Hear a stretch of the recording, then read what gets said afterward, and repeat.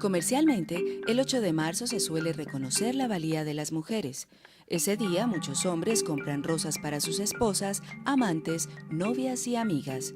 Los medios de comunicación recuerdan los motivos históricos que llevaron a que esta fecha quedara fijada en los calendarios de todo el mundo como un acontecimiento digno de conmemorarse.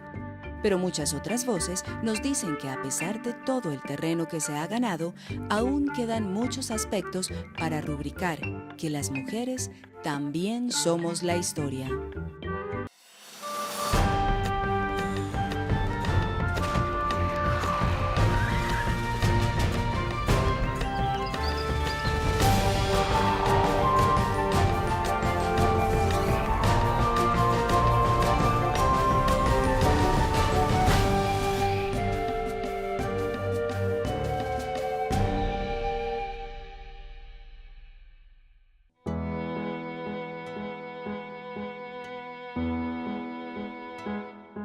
Durante estos 200 años, la situación social, económica y política de la mujer estuvo marcada por un sinnúmero de factores asociados a su condición sexual.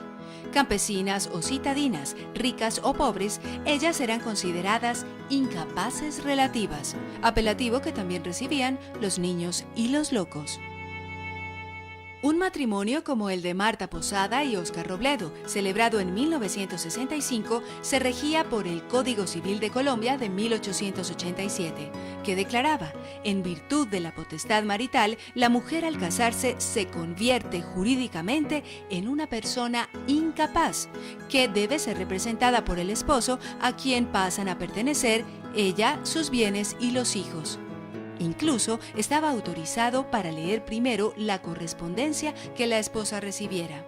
Solo en 1974 se eliminó esta figura que exigía por demás que la mujer tomara el apellido del esposo como símbolo de posesión, mandato que se convirtió en costumbre y aún en nuestros días encontramos señoras que se niegan a mantener el suyo. Los derechos de la mujer en los últimos años han tenido más reconocimiento por parte de nuestra legislación. ¿En qué sentido? Por ejemplo, en el reconocimiento de uniones maritales de hechos entre parejas del mismo sexo o en la eliminación de la partícula de que se utilizaba entre los matrimonios hombre y mujer, ¿cierto?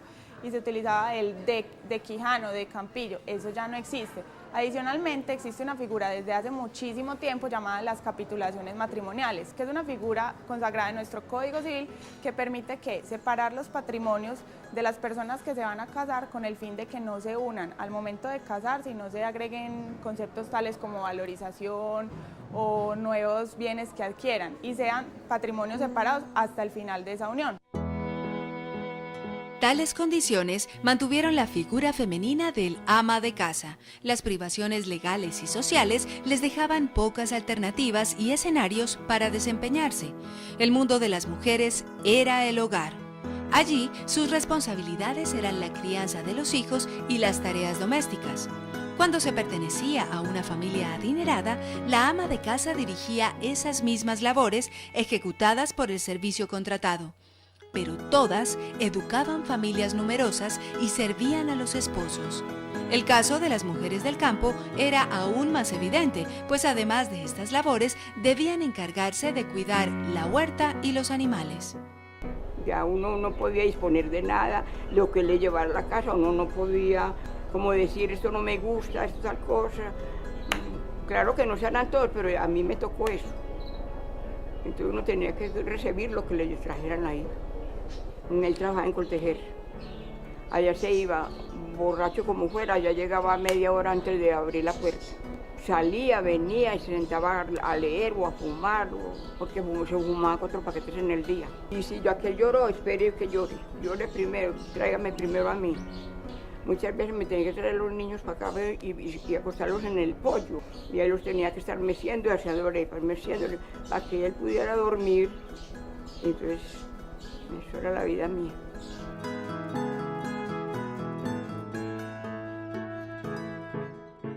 La maternidad, la preparación de los alimentos, el arreglo de las ropas y el aseo de la casa son labores aún vigentes y necesarias. Con ellas, las mujeres han contribuido históricamente a la consolidación de las economías de su familia y del país, sin que por ello hubieran recibido una retribución económica acorde y, sobre todo, un reconocimiento social que dimensione semejante trabajo.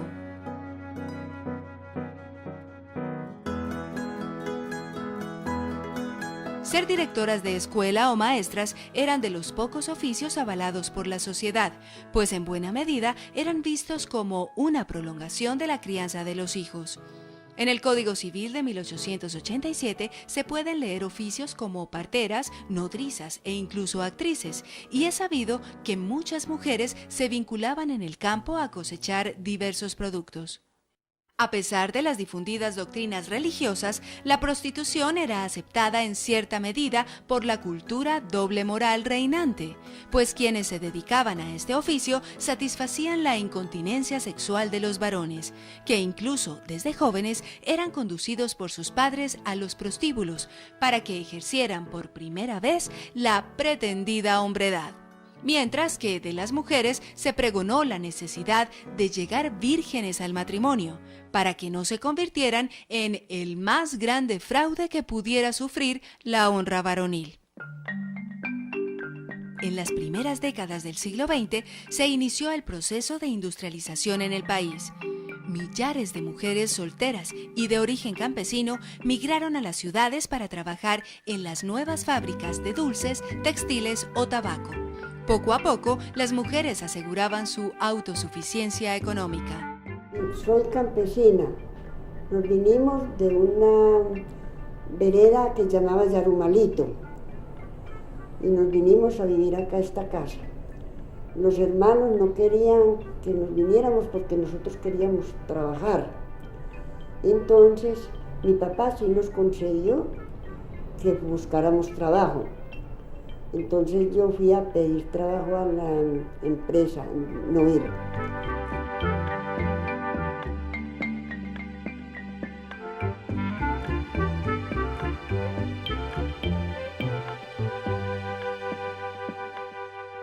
Imaginé que yo entré ganando a la Noel 8 pesos con 40 centavos. Si era turno de 7 a 5, nos daban la hora extra del mediodía o que si queríamos trabajar hasta las 6 de la tarde. Y nos venían más aumentadita la plática.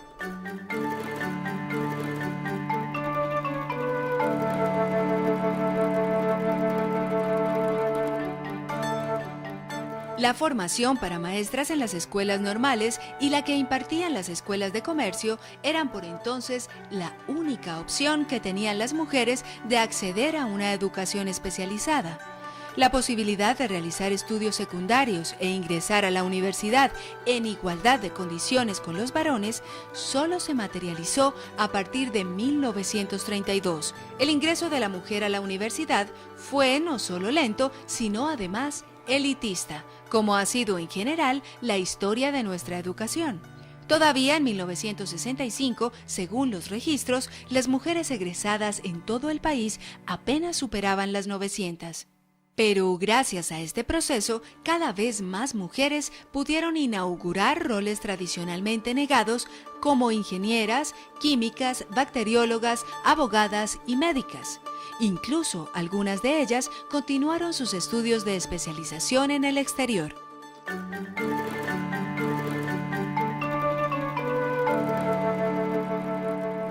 Porque se aterraban de una mujer que estudiara medicina, que fuera liberal. Entonces, pero fueron conmigo encantadores, tanto compañeros como profesores. Estudiar en la universidad, eso es una cosa formativa, no solo intelectualmente, académicamente, sino como persona. No, tenemos las mismas capacidades intelectuales y emocionales de madre y de trabajadora en cualquier cosa.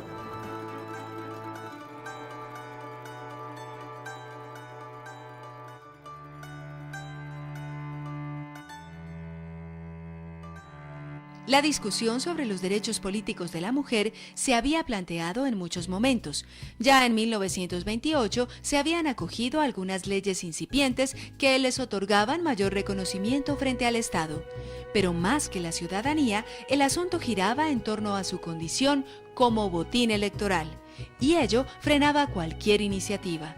Paradójicamente, durante la dictadura del general Gustavo Rojas Pinilla, se le entregó a la mujer la anhelada ciudadanía y luego el derecho a elegir y ser elegida, derecho que ejercieron 1.835.255 mujeres que alcanzaron el 42% de la población que votó. Berta Hernández, Esmeralda Arboleda, María Antonia Escobar, Josefina Valencia y muchas más, unidas en asociaciones de mujeres en las principales ciudades, debieron recorrer el país para sensibilizar y educar a sus congéneres sobre la importancia de tener la cédula y sobre todo de la trascendencia histórica de los derechos que acababan de adquirir. Para nosotras, enseñarles a las mujeres, salimos antes del 1 de diciembre, que fue el día del plebiscito, salimos antes a muchos pueblos de Antioquia y a muchos barrios de Medellín a indicarles a las mujeres: vamos a votar y vamos a votar por el sí, ¿era sí o no? Vamos a votar por el sí, ¿qué significa esto? Que vamos a tener el voto sin restricciones, igual al de los varones, a la edad del voto, que en ese momento era 21 años. Y nos vamos a identificar con lo que tengamos para identificarnos. Es la segunda independencia de Colombia, la llegada nuestra al poder político.